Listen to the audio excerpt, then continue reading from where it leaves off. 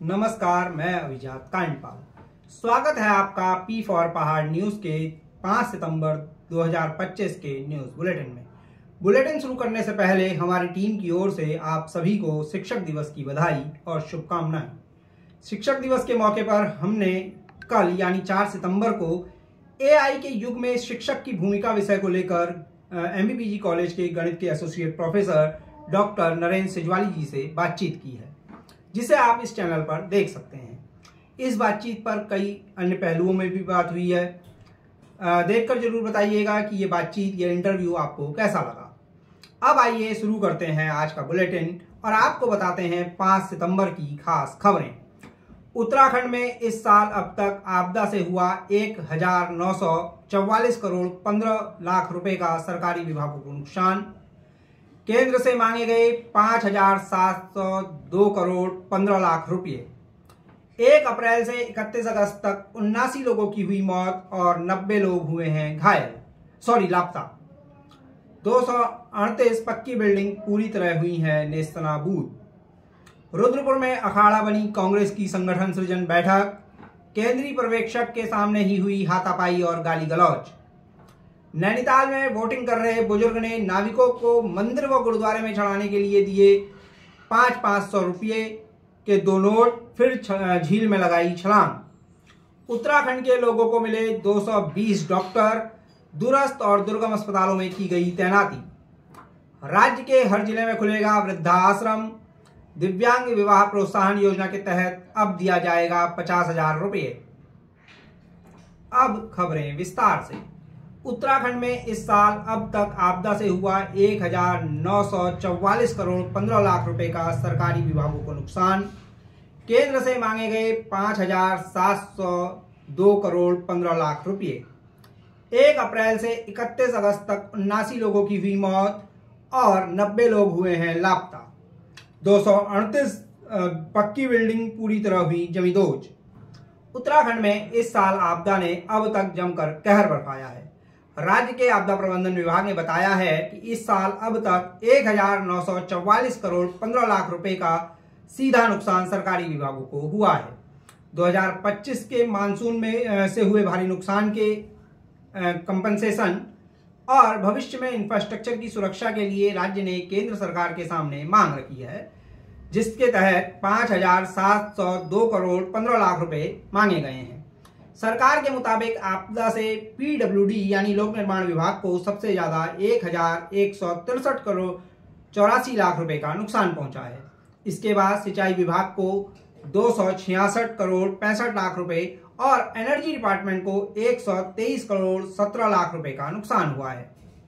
इसके साथ ही इस साल 1 अप्रैल से 31 अगस्त के बीच आई प्राकृतिक आपदाओं में 79 लोगों की मौत हुई है, जबकि 115 लोग घायल हुए हैं और 90 लोग लापता बताए गए हैं।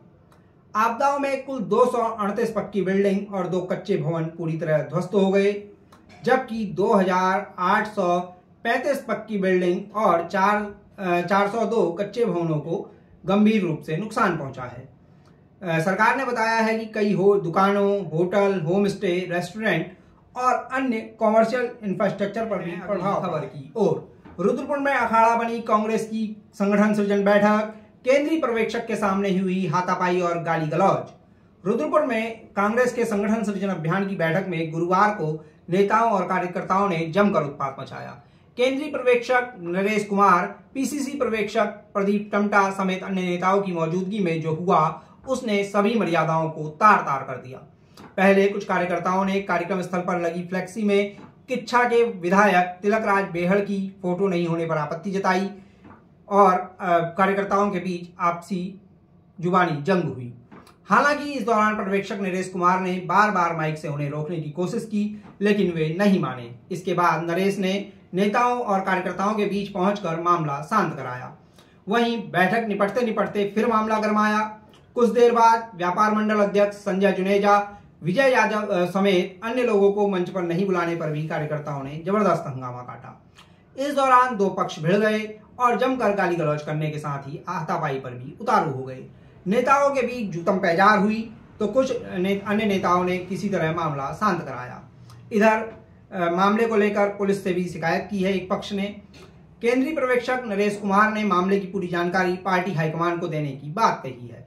इस घटना के कई वीडियो सोशल मीडिया पर जमकर वायरल हो रहे हैं, लेकिन कॉपीराइट इशू के चलते हम आप लोगों को उन्हें नहीं दिखा पा रहे हैं। इसके लिए हम आपसे माफी चाहते हैं। अब बुलेटिन की अगली खबर।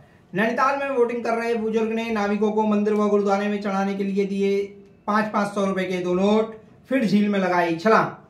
नैनीताल में वोटिंग कर रहे 60 वर्षीय एक बुजुर्ग ने बीच झील में पहुंचकर नाविक को 500-500 रुपए के 2 नोट देकर उन्हें मंदिर और गुरुद्वारे में चढ़ाने को कहा। इधर नाविक कुछ समझ पाता उससे पहले ही बुजुर्ग ने कथित तौर पर लाइफ जैकेट उतारकर झील में छलांग लगा दी। हालांकि इस दौरान नाविक व उसके अन्य साथियों ने बुजुर्ग को निकाल दिया और उसकी जान बचा ली। वहीं पुलिस ने बुजुर्ग की काउंसलिंग कराने के बाद उन्हें उनके परिजन को सौंप दिया। मीडिया रिपोर्ट्स की माने तो बुजुर्ग के अवसाद में होने के चलते यह कदम उठाए जाने की बात सामने आई। अब अगली खबर। उत्तराखंड के लोगों को मिले 220 डॉक्टर, दूरस्थ और दुर्गम अस्पतालों में की गई तैनाती। उत्तराखंड के स्वास्थ्य मंत्री धन सिंह रावत ने बताया है कि राज्य में 220 नए डॉक्टरों को तैनात किया गया है। उन्होंने बताया कि इनमें से ज्यादातर को लंबे समय से डॉक्टर की बाट जो हो रहे दूरस्थ और दुर्गम क्षेत्र के अस्पतालों में भेजा गया है। हालांकि विकलांग श्रेणी के तहत भर्ती किए गए डॉक्टरों को सुगम इलाकों में तैनाती दी गई है। बकौल धन सिंह, देवाल, मेहलचौरी, जोशीमठ, माइथान, हर्सिल, गंगोत्री, टिकोची, मोरी, बलगोड़ी समेत कई दूरस्थ क्षेत्रों में डॉक्टर भेजे गए हैं। अब बुलेटिन की अंतिम खबर। राज्य के हर जिले में खुलेगा वृद्धाश्रम। दिव्यांग विवाह प्रोत्साहन योजना के तहत दिया जाएगा 50,000 रुपये। राज्य के मुख्यमंत्री पुष्कर सिंह धामी ने एक कार्यक्रम में कहा है कि प्रदेश के सभी 13 जिलों में एक वृद्धाश्रम की व्यवस्था की जाएगी। इसके साथ ही उन्होंने दिव्यांग युवक युवती से शादी करने पर प्रोत्साहन के तौर पर 25,000 रुपए की बजाय 50,000 रुपए किए जाने का भी ऐलान किया है। गौरतलब है कि इस दौरान उन्होंने दिव्यांग शादी अनुदान और राष्ट्रीय पारिवारिक लाभ योजना का सॉफ्टवेयर लॉन्च किया। इसके साथ ही उन्होंने समाज कल्याण विभाग द्वारा अलग अलग योजनाओं के तहत दी जा रही पेंशन की इस वित्त वर्ष की 5वीं किस्त का ऑनलाइन पेमेंट भी किया। अब पहुंचते हैं 6 सितंबर का पंचांग। 6 सितंबर को है भाद्रपद महीने के शुक्ल पक्ष की चतुर्दशी तिथि, जो रात 1:41 तक रहेगी। इसके साथ ही शनिवार का दिन होगा और रात 10:55 तक धनिष्ठा नक्षत्र रहेगा। वहीं सुबह 11:52 तक अतिगंड नाम का योग और दोपहर 2:31 तक गर नाम का करण रहने वाला है।